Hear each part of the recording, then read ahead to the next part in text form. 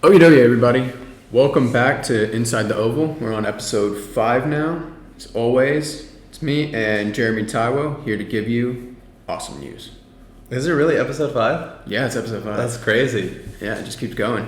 That's awesome. Yeah. So, last time we started off with me kind of giving a shout out to a company called Stay Classy Meats. I've almost done with my first box, and honestly, that stuff is amazing.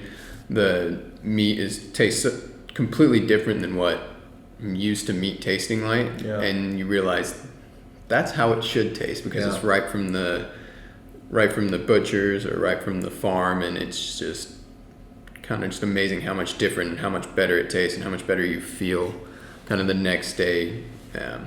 So I highly recommend giving it a go. If you use the code DUCK10, all capitals, you'll get 10% off your order. So I would recommend giving it a go, or at least giving it a look at. I was told they'll also hook you up with 10 ducks as well, if you like duck. So that's cool. We don't eat ducks. I'm too attached to them. We don't eat them. Oh man, a whole thing on nutrition needs to happen for sure. Just because, that's awesome. And I've talked to Tim, and we've talked about the quality of stuff that is at the grocery store and what he buys, and it's just fascinating. No chemical baths. Yeah. Or water baths. No chemical baths. Yeah. Which is really nice. And you can tell the difference because the chicken at the stores and everything, you got to cut fat off and everything. I just plop that thing out of the freezer, let it thaw, and just kind of throw it right onto the stove, and it works perfectly. So free range, grass fed. Can you tell if they were like lullabies were given to these? Oh, they definitely were before bed. Okay, yeah. They were counting their sheep. No, but it's amazing how much different ground beef tastes. Yeah. Oh yeah, definitely. You really have to season it or it tastes like meat. Mad cow disease. Yeah, for sure. And it's completely different, and you're like, wow. You're like, what? What am I eating? Yeah. Or what have I been eating? Exactly. And that's what a lot of people talk about, even when they switch up their diet from clean stuff, just eating like non-processed food. They're like, wait, this is what normal feels like? It's like, yeah, better believe it. And Olivia never really liked chicken. Yeah. She actually likes this chicken now. She likes it's chicken just now? a different texture. Oh, wow. Yeah. It's just so much nicer, and especially and the pork. Yeah. The bacon, dude. The bacon's amazing. Oh, yeah. Awesome. You know that, chickens in that industry, they use saline injections, just pump the chickens full of sodium and salt just so they taste good. Yeah, and this company does a thing where they make sure that anybody that they partner with, so I think they get their chickens from Nebraska. Yeah. Because that's better chicken area, because they get their beef from the Montana, Wyoming area, because the ground there is better, the grass is better and everything. Mm-hmm. But they make sure that they follow what they wanted, which is no hormones, no GMOs, nothing pumped into them, just happy, free range. I love that. And speaking of hormones and all kinds of things that are pumped into animals, they can be done to human beings. And actually, when people fail, quote unquote, drug tests, they say, oh, it was the beef I was eating, specifically in China. Now, Mexico, whatever. Yeah, right? It's just like, oh, it wasn't U.S. beef. Now, hormones in animals are bad, yes. But this is a weird gray area where you can come up with the excuse that, oh, I tested positive for this because of the food I was eating. And yes, there are less regulations with some countries and some stuff is really sketch, but is that part of this doping that is in our sport, or is it not? What's going on there? My question for you is, what goes on doping wise? What are people getting caught with? What do you think are some of the things that we should do? Are tests rigorous enough? What's going on? I mean, what can you do? People are always going to find a way to outsmart drug tests. They just always have, and as things improve, they're going to find better ways. And it's why now you get the people that doped way back, they're now getting caught because technology is bringing it up to them, and they're like, oh. Yeah, what are you going to say? I mean, what's the fallback there? What then should happen to these medalist dopers? What should happen to the medalists? What should happen to the people who are placing in 6th, 6th, 7th who are like clean athletes? What should happen? I mean, you can't give them money. Yeah. I mean, you just Okay, and the money's already. How can you? The money's already gone. The money's already gone. Does that then mean that there's that people who are in finishing behind them can pursue legal action against them, or their governing body that essentially they represented? I mean, you could, but I feel like it's one of those ones that we already kind of, in the sports in general, you already know people in there are doping. Yeah. You already know this, so it's kind of, you go into it hoping that the people aren't. Yeah. But if somebody is doping ahead of you and they get caught, at least you're getting your medals. Because, I mean, it happened to some heptathlete in England, Kelly, and she, like, while it's not right, like, oh, she missed standing on the podium and everything, but at least she's now got her medals. And England does a good thing of, like, when they have, like, the diamond leagues and stuff, they'll bring them present out and them, they'll play the and they give national them anthem. that. Yeah, because it's like they're in the moment. When you're that close, when you're 4th place or 5th place, you're like, they must. Props to those athletes who are on the podium. But then when you find out that was supposed to be you, like, how do you even recreate or get back to that moment of you're there and that was your season's worth. That was your 4 years worth of toil and hardship. It's like, it needs to be recognized then at the moment. That's cool. That got taken away from you, but it's like, I mean, what else can you do? Yeah, and on the endurance side, Kara Goucher was then awarded her, I think it was a world championship medal, but because of more tests that came out from the top athletes there, it sucks. Why do people dope? Is it because they want to be the best and make money, or is it because they feel that they've already kind of reached their limit and they're going to be inadequate without it? I don't know. I can't get my mind around it. I can't either. It's one of those things where it's like, if you're not good enough, you're not good enough. It sounds really bad saying that, but it's like, I mean, why? Right. I mean, what do you have to prove to yourself then? Yeah, if I'm not good enough to score 8,900 points and get a British record, then what is throwing steroids into my body? And then I get that, and where's the achievement in that? It's where's the you know that yourself, you may not get caught for a while, but you know that you cheated to get that. You cheated to get that. Yeah, it's not an honest go cheat display of what. Yeah, exactly. Monopoly's made for cheating. So then, for these dopers, what do you think about a separate Olympics? I think it'd be awesome. Yeah? Dude, imagine just an Olympics where everyone lined up for the 100 is just dope, roided out. It's just like, how fast can we push a human body? Got it. Okay. I think it would just be awesome in that aspect. Yes. If you just inject somebody full of everything. I mean, you see it in a lot of things like bodybuilding and all that. Those guys aren't clean, and you know that. They know that. Everybody knows it for sure. But that's what you can get the body to. Yeah. If you inject it with roids. So what would happen if you just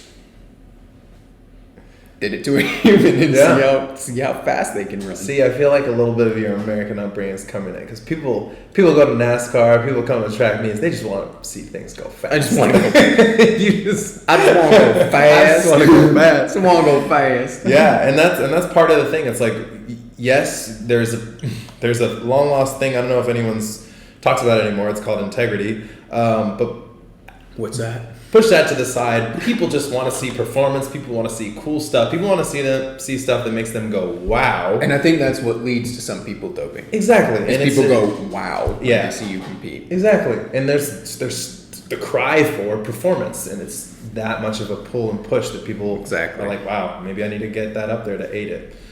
So, as much as we are not experts on this, we are just going to do a tiny bit of a dive into stuff that people are taking. What are actually legal substances that you can take to aid performance if you feel like you need a little bit of an edge there, and then kind of the direction of where things are going, and we'll see what we get into.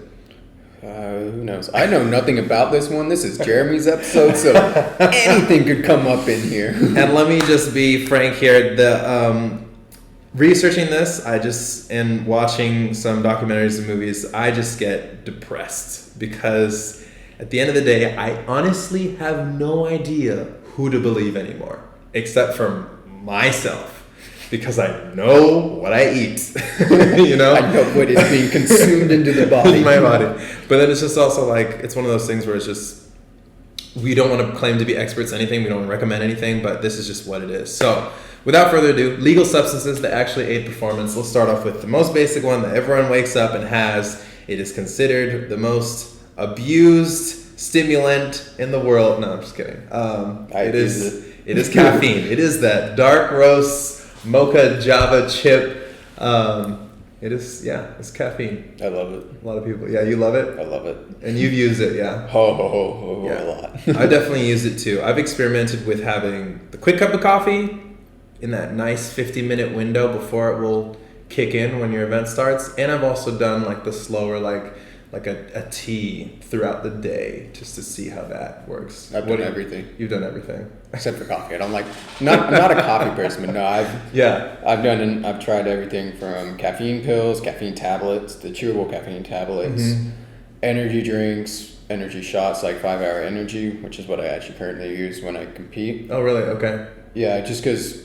Experience with that. Anecdotal experience with that. I like 5 Hour Energy. I like it because essentially everybody thinks like, oh, it's a lot of. It's a lot of, yeah. It's like, not. It's the same amount as a cup of coffee. Okay. But what are those? One of the small little bottles there. Yeah, but it's one less liquid. Yeah, which is nice. Right, less liquid in your stomach. So yeah. I don't take the whole thing at once, so I'll use like half before, like half when I'm warming up. Yeah. For the start of day one. Okay. Yeah. And then I'll take probably another little bit before long jump, just because those two events are demanding on the system. Yeah, especially with that's when you make some of your money on day one. You kind of need to be gun hoing for those ones. I won't really use much for shot put, and then I'll have a little bit more before high jump because that's a strenuous kind of long, kind of but still explosive. Yeah, and then a little bit more before the 400. So it'll range from like 1 to 1.5. Yeah. For each one of those days. So it's not like it's a huge amount. Yeah. I'll sometimes throw a caffeine tablet in there depending on the day. Like if in like the major championships and we have those super, super long breaks, then I'll probably have like a caffeine tablet or something just because it's a different kind of feeling. So like you have like a Red Bull, you have an energy drink, you have coffee, you kind of jitter around. Yeah, right. As for I feel like the caffeine tablet is more like tea from my experience. Just kind of a little bit of steady release throughout. Tea on steroids, as we like to say. But it just like kind of wakes you up and keeps you awake for a while. Right. It's like so if I was going to go for a 12-hour drive, I would still have an energy drink just because I like the taste of Red Bull. But that's besides the point. God. You're a great case in point for this question. That's besides the point. It keeps you awake. Yeah, for sure. But if I was driving at 3 a.m., I would have one or two of those because the ones that I have are made by a company named Sword, and they have 50 milligram tablets. So each tablet's 50 milligrams. In a packet, you get 2. So it's 100 milligrams of caffeine in there. And it's recommended like you shouldn't go over like 1 milligram of caffeine per pound of body weight or something like that. Yeah, for sure. So you shouldn't. Sense. So like for me, I shouldn't go above 180 milligrams. Yeah. Right. Kind of thing. So stuff like that. And it's different from person to person because I've actually had some of my. I've been tested by this company to see how caffeine and other things interact with like my genes, and I have the worst genes possible to digest it. In fact, when you mentioned 5 Hour Energy, I remember the first time I took one. It was at the Pepsi Invite in Oregon, and I literally almost fell asleep in the box. I was just like dead tired. I don't know what it was. I was like, what is going on? But also, if once the decathlon happens and I do some caffeine, I know I'm not going to sleep that night. Even if I do it at like 8 a.m. It takes forever for my system to... Yeah, because I know one kid that was a pole vaulter at Kansas, and he said he had a coffee or something right right before, he was screwed the whole meet. He couldn't stop. He couldn't stop moving and shaking. He was just so sensitive to it. Yeah, so like the benefits you get, extra alertness, increased blood flow, increase in focus, your energy and mood will go up. But some of those cons are jitters, right? Inability can kind of control like really effective fine motor function. Some people get pretty anxious. And then also managing, when to rest, when to come up. If you have a long event like the multi, that can kind of be a tough thing to control unless you know really what that good amount is. And like Tim mentioned, he doesn't go beyond 185 milligrams. It's one of those things. I probably have exceeded it. I'm not gonna lie, I've definitely exceeded it, but it's one of those ones where if you're going to try a new caffeine product that you're not used to, do it in practice. Yeah, definitely. Do it before you go to a meet, because if you just do it straight in the meet, it could just completely mess you up. So yeah. Cool. Yeah. Second of three legal substances, creatine. Have you ever taken creatine before? I have. Mm-hmm. Yeah, I didn't find it hugely beneficial. If anything, it actually hurt me. Yeah. And how did it hurt you? It hurt just like, actually, it says right there. Tear your muscles. Tear your muscles. Look at that. Yeah, for sure. It's maybe the gas. Who knows? No, that's just a normal thing. Yeah. But yeah, so like with muscles and stuff, it affected my muscles in a way that I didn't know right away, but then when I stopped doing it, and it's one of those things where if you eat red meat once to twice a week, you don't necessarily need it. I feel like creatine's more for people trying to lift. Bruh. It's a bro science. Okay. So, or like, I mean, if you're just an average person trying to put on a lot of weight. Yeah. Or a lot, not like weight, but like trying to build. Yes, trying to build. Yeah, you can take creatine and it's probably not going to affect you because you're not.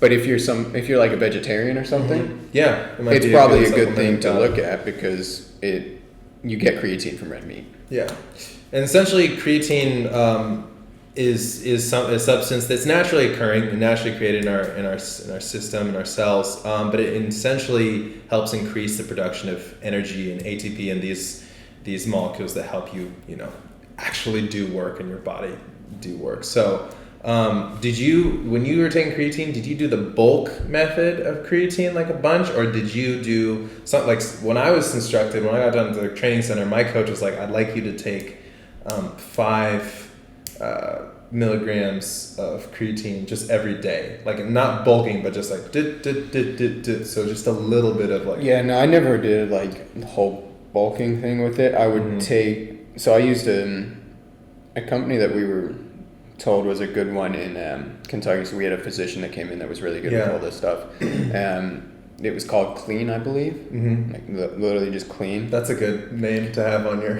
Yeah, it was something like that. But I mean, so I would take it at post workout. Post workout. Okay. I would take it post workout. And that was about it. I would do like 1 scoop post workout every day.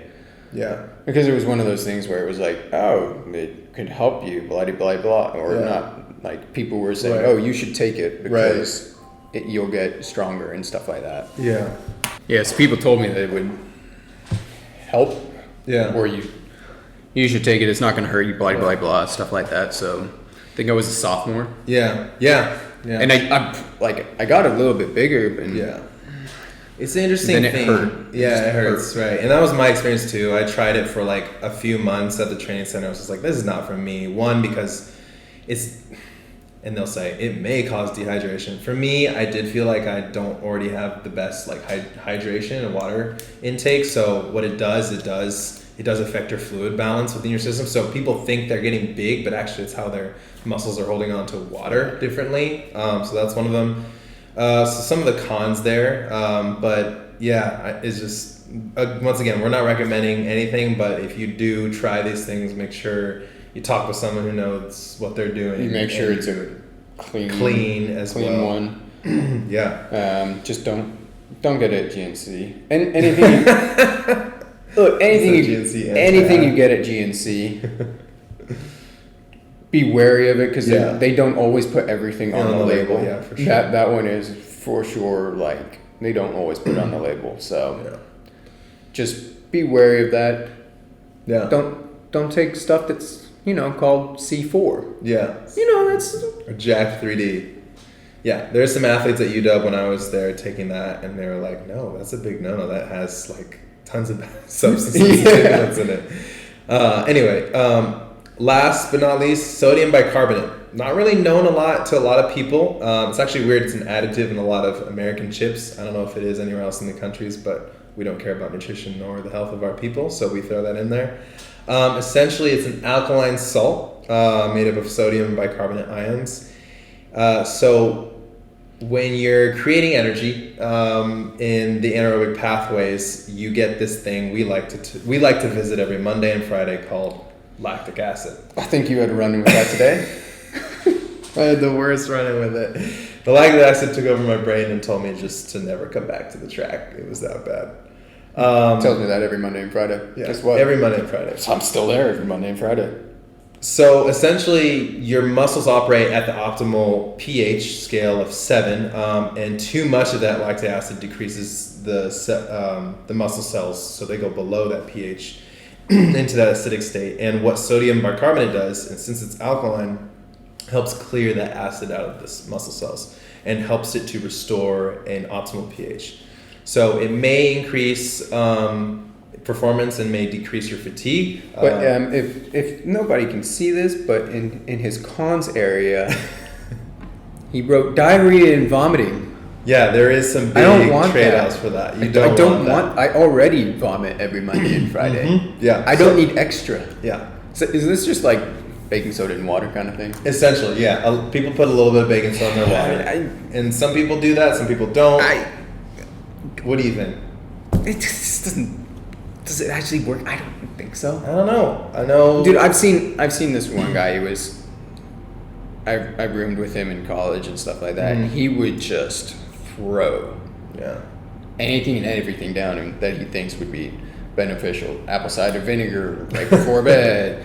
Just a massive cocktail of all these things. He would just like you would hear in his backpack as he walks around. It's just all just pills and stuff. And then he claimed like the sodium bicarbonate. One, I don't want to ingest baking soda and water. Yeah. One to 7 minutes, like I'm already gonna be in pain. Yeah, right. Can it help that much where if I'm in the middle of a hard 400 session, is it gonna make that pain a lot less? Probably not. Yeah, that's a great question.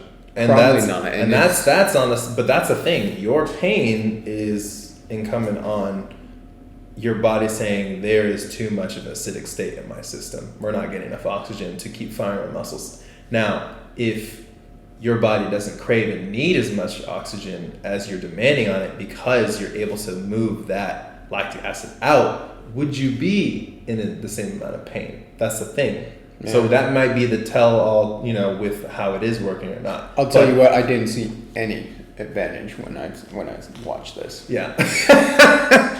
That's great. Or I just didn't see any. And also that kind of just comes to a trainability. Like if you're able to maintain form and work through what eventually the pain will be when you do those, high demanding activities for 1 to 7 minutes. At some point you're going to forget to take that. You're going to forget to take it. And you're not going to know what the hell is happening. Exactly.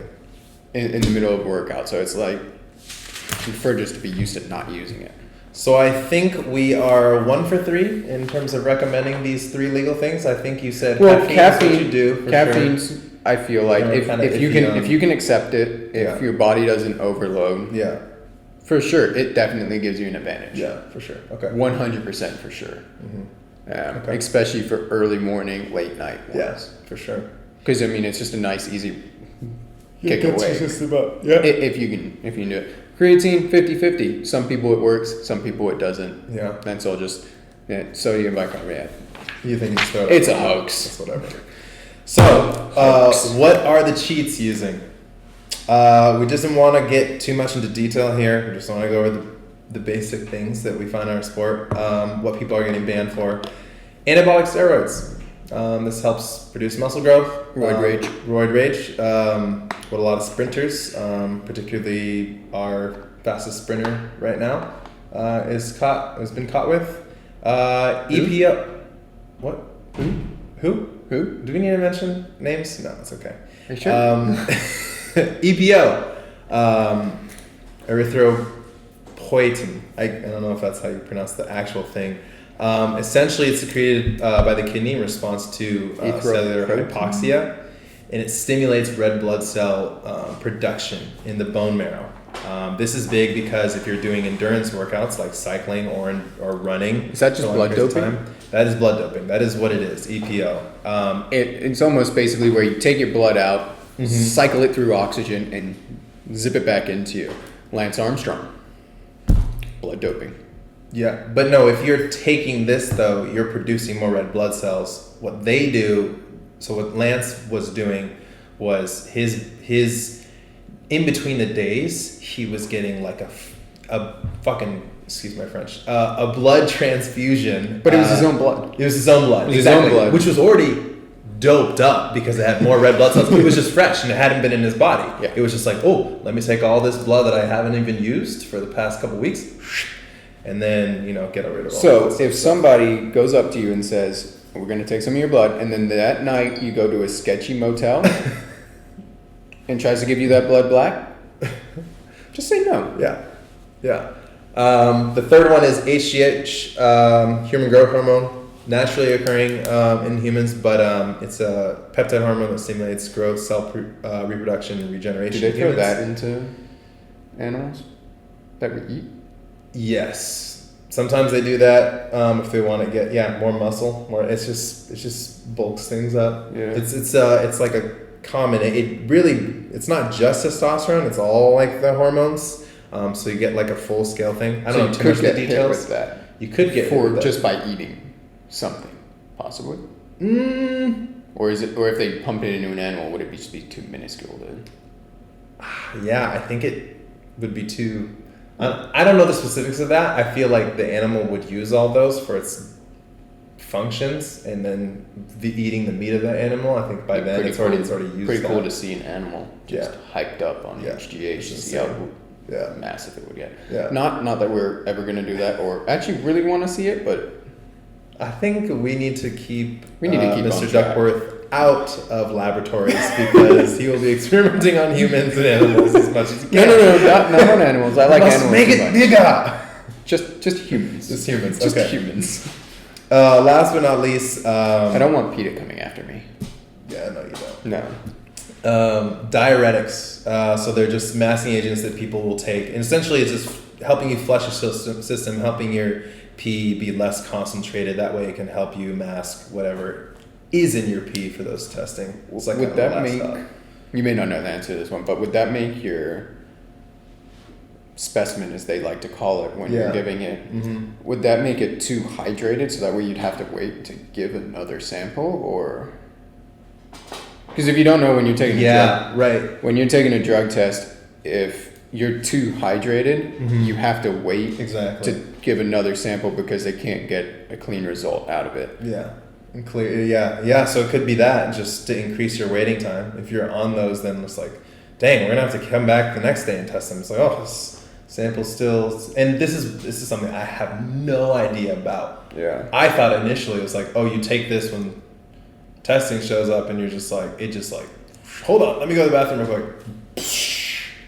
All it comes out, flushes everything out. But I don't know. Which gets into a movie that I was telling Tim to watch, Icarus. I forgot to, man. I'm sorry. I was sitting in bed last night, and then I got the text, hey, be ready by 9 a.m. for practice. And I was like, oh, here we go. That took over my mind. Yeah.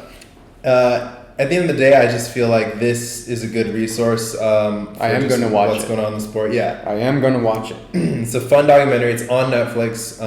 It came out quite a few years ago, and it talks in detail about the Russian doping scandal that came to light, and essentially why they were banned in the 2016 Olympics. It was crazy. It was statewide. I won't go into the details, but I just recommend that and I'll recommend these at the end of the episode. It's just some information, good things to watch and figure out what's going on in our sport. Yeah, just don't have a statewide doping. Yeah, well, that's an easy way not to get banned. Just don't have a statewide doping. Well, I mean, that's the thing, though. If you're even in the country, it's like you didn't have a choice. So it's like, oof, dang, too bad. Or hopefully you have citizenship somewhere else. Yeah, actually, like, since we're on the Russia thing, I was watching one time Real Sports on HBO. Yeah, great show. And one of them was they were talking about how much, like, what Russia put in to put on the soap hot. Sochi Olympic Games? Sochi. Winter Olympics? The Winter Olympics. Yeah, Sochi, yeah. Sochi. That's how you say it. Oh, dude, I'm not a huge fan of the Winter Olympics. It's just never something that's grasped my attention too well. Except for, like, awesome skiing and stuff like that. But anyways, that's besides the point. Yeah, and the biathlon. So they were there filming. In Sochi, and then they went around and they were being shown by this one reporter, and the police came up to him, and they were trying to confiscate their filmings. There it is. It's on the head. They were trying to confiscate the film that they were recording, and they actually got detained. And the journalist that was helping him got put into prison because of this. Just because he was showing them around and all the wrong stuff that was happening here, and what, like, this is what, like, the workers had to live in, and it was terrible, and this is what what's around now, and this is what's breaking down. It's like, we spend so much money on this, and to, like, keep it clean. It's clean and nobody's using it. But it's he's like, this is just ridiculous, and Putin put him in jail. I don't know if he's alive.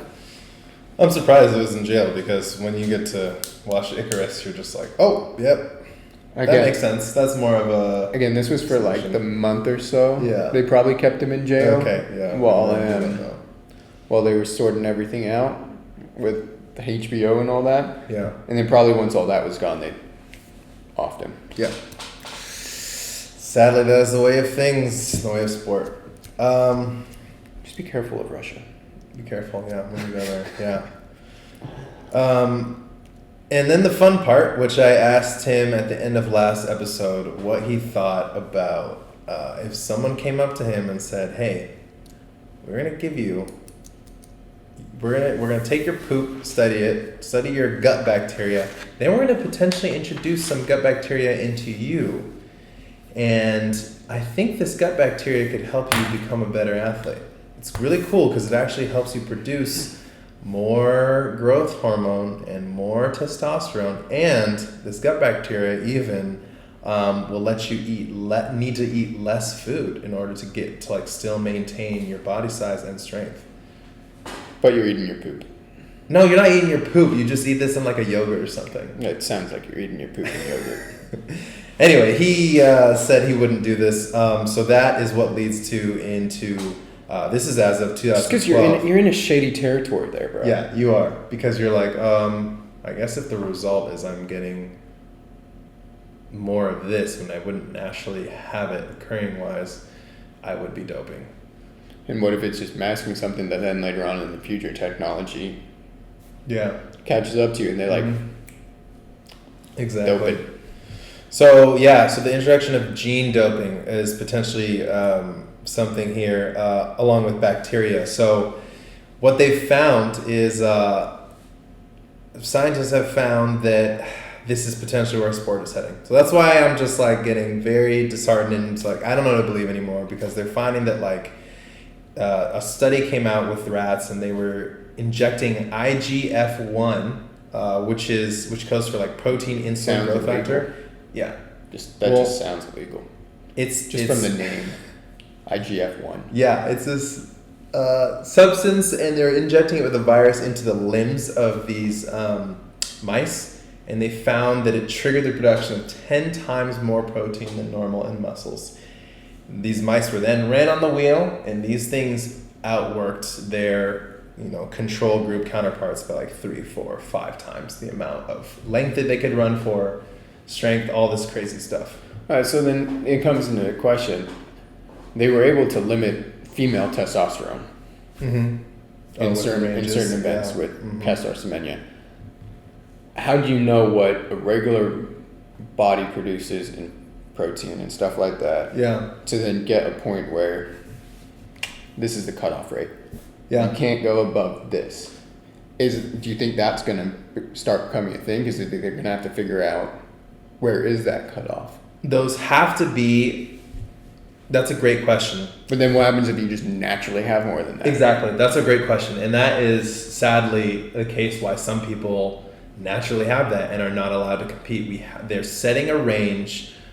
Like, you can't just have the range of man and woman. You have to have the range of what is produced, because we know that testosterone is something that helps with these strength events. So like Alberto Salazar is cheating and getting you just as close to that limit of 5, whatever the number is, 5, being at 4.9. Like, we need to establish those ranges so everyone knows what those are in terms of everything that is aiding, like naturally what you have for growth hormone, this and that, which is tough, because what they're finding with these studies is like the only way to test that, like if they are gene doping or having this injected into them, is to literally like take muscle biopsies of athletes, and you can't do that. No, you can't do that. You can't like cut athletes' flesh off and test it. Otherwise, let me get a bit of that. Let me get a little bit of that. Otherwise, it's not going to show up. That's the crazy part. It will not. There's no way to actually test for this. So do you think people are doing it now? Yes, without a doubt. It's got to be. If people are evading, yeah. Again, it's just people getting smarter about how they're doping. Exactly. There's some crazy stats coming out that I'm finding, and it's sad. It's over a third of athletes, and this is a blind study done in 2011. Over a third of athletes that admitted to doing this study. They admitted to taking performance-enhancing drugs, and do you think that's gotten better since 2% of them? Do you think that's gotten better since 2011 on how many people are taking it / they're catching more than 2%, or do you think it's gotten worse and people are just better at masking it? I think we're getting smarter, and sadly it's impacting these really bad areas, and so there's more options to cheat with the people who are trying to control and test, like barely able to catch up. Sadly, that's what I think. You know what we haven't talked about in this, and while it's not a direct, it's not a direct cheat. Yeah, you're not injecting anything into your body. It's not a steroid. It's the shoes that people are wearing. So the shoes that Kajelcha ran in for the marathon. Well, it's agreed. It's not steroids, but it's an advantage. Yes. I know that it's a weird thing to bring into this, but it is an advantage. You're absolutely right. He had an air pocket and a carbon fiber plate in that marathon running shoe. Yeah. I mean, agreed. Yes, it was meant specially for breaking the 2-hour marathon. It was all set up for that. I'm not taking anything away from this. That was set up to let him break that. But once again, not him injecting steroids and anything. But if you look at the new mid D spike, they have air pockets in it.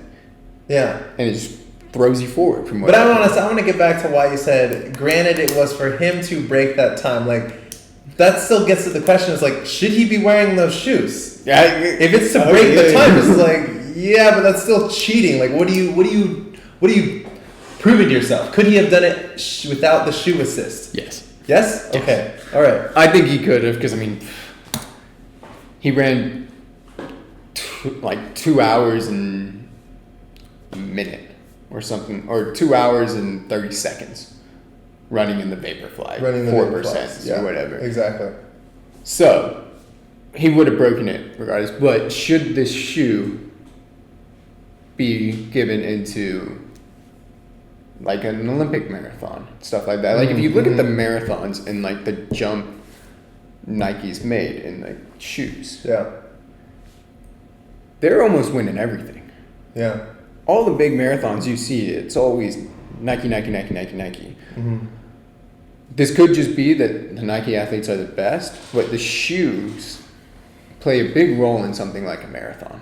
Yeah, without a doubt. You think about it. Think about how many steps you take in that event. Yeah, like when you just go, a shoe doesn't do much. In the case of 100, no.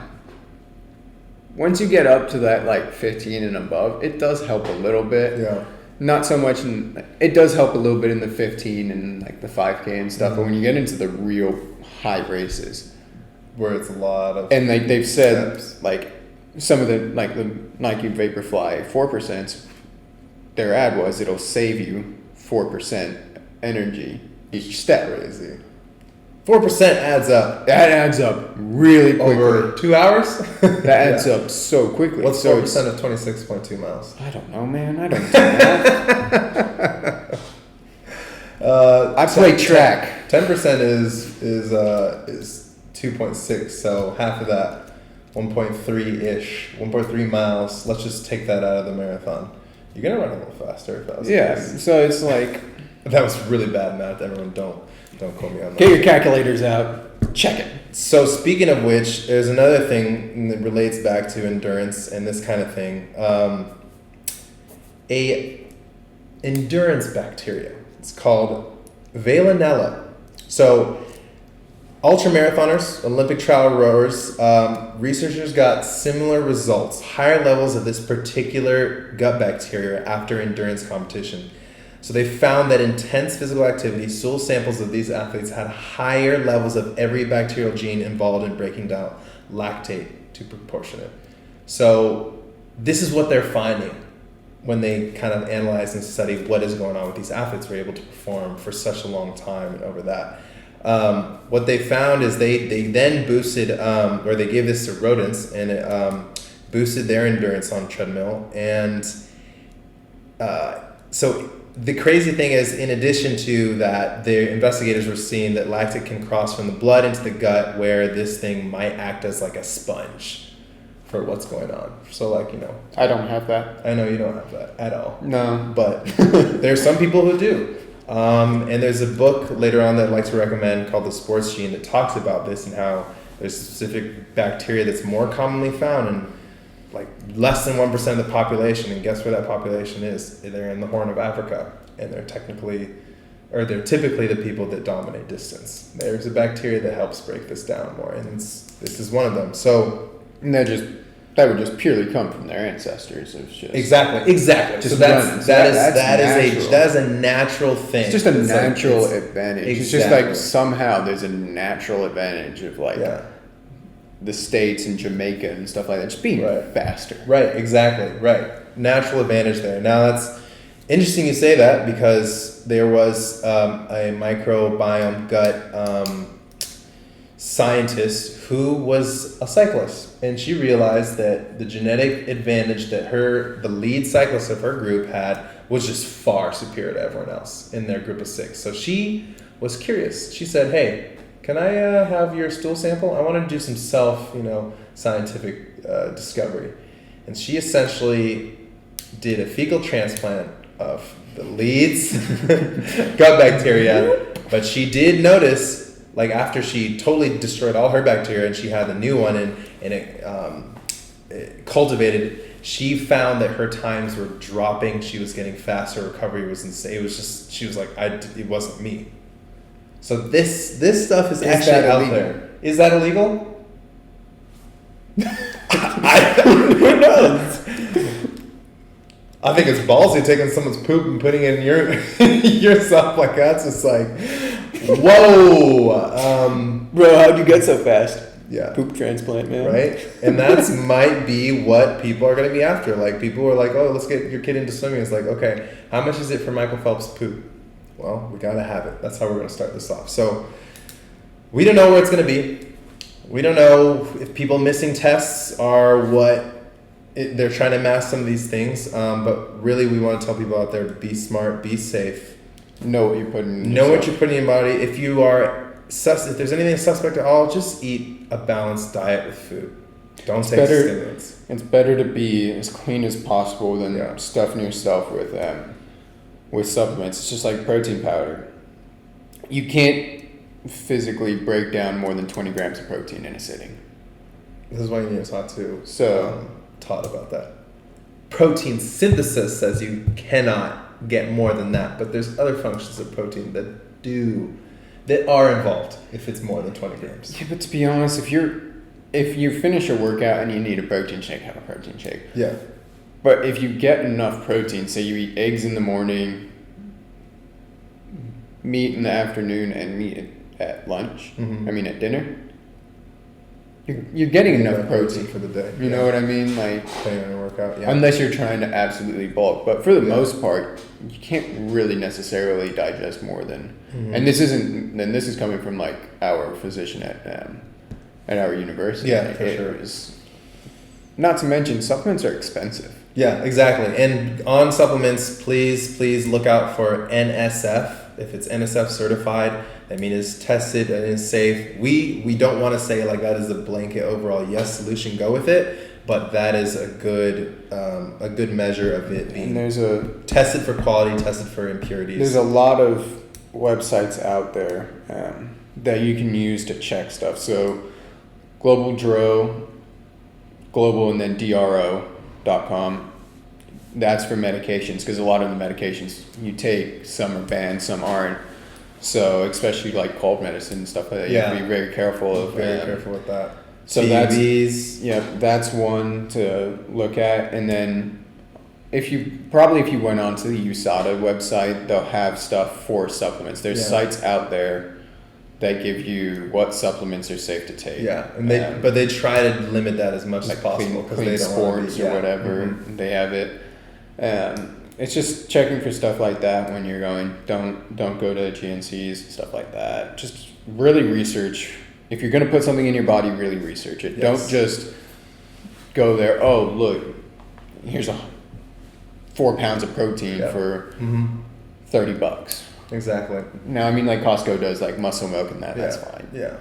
If it's like that, but look into it. Don't just blindly take it. Yes. Do your research. If you want to know more about some of these stories, what's going on, documentaries, movies, things to see, definitely recommend Icarus, which Tim's going to watch. There's the Mary Kane article and news is coming out talking about the situations. And then there's an awesome BBC documentary that went on with Rob and Alberto that came out in about 2015. And it'll help you understand kind of just situations to get out of, stay away from, or see with just, an open eye, like, ooh, that's a gray area I don't want to get involved in. So just be on the lookout for that stuff. Yeah. Those are great things. Book recommendations I can give you guys. If you're trying to look how to get into a new sport or activity or just understand what quote unquote genetic advantages are in sport, what actual natural advantages are. 2 books, 2 authors. Malcom Gladwell, his Outliers book is awesome, cool breakdown about that. And then David Epstein has this really cool book I got my dad for Christmas a couple years ago. It's called The Sports Gene. Very fun, very cool. He does another one called Range, but those are some fun things to just kind of figure out why people are good at certain events, what dictates, success in some sports over others. Cool. If you want to be an endurance athlete, just, be born in Ethiopia. Be born somewhere else. Born in Ethiopia, Yeah, Uganda, Kenya. You're gonna have that. Sure. You're gonna have that nice gut gene. Yeah, definitely. Yeah, go. Yeah, have a kid out there. With someone who's from there, you're gonna have a better chance of having. Yeah, you can't just go there and pop a kid out over there and then go back. That doesn't work. But there is one cool thing, and I will just give a little spoiler thing for from David Epstein book, The Sports Gene. You can actually go have your kid in a place that has a place like Denver that falls within this great altitude. It's I believe it's in between 4,000 to 7,000 feet. If you have your kid there and they grow up within 12 years of life living there, they will forever, even if you move away, have naturally bigger lungs and have more hemoglobin and better red blood cells transfer. Man, I grew up a mountain that didn't do anything for me. Really? Yeah. What was the elevation? High. High? How high? It was literally up a mountain in Papua New Guinea. How long were you there for? 12 years? No, not 12 years. Yeah. Like 5. Well, that's... See, you... I got half of So one. you got half of it. I got then. half of one. So what you're saying is we better see some damn speed soon here. When it Yeah. comes to the 15. Yeah, we better. Yeah. Cool. So that's going to be this one. Look out for our next episode. That's going to be a fun one. We're going to do one on recruiting in the NCAA. This one I think is going to be really good for parents with their kids going into the NCAA, Yeah. kids looking at NCAA schools, and international kids that are looking to come over from Europe or Asia, Africa, wherever you're trying to come over from.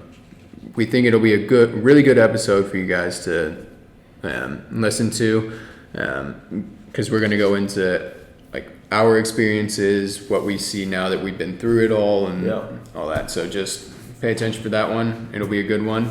And yeah, watch what you eat. Yeah. We'll see you next time. See ya. Bye.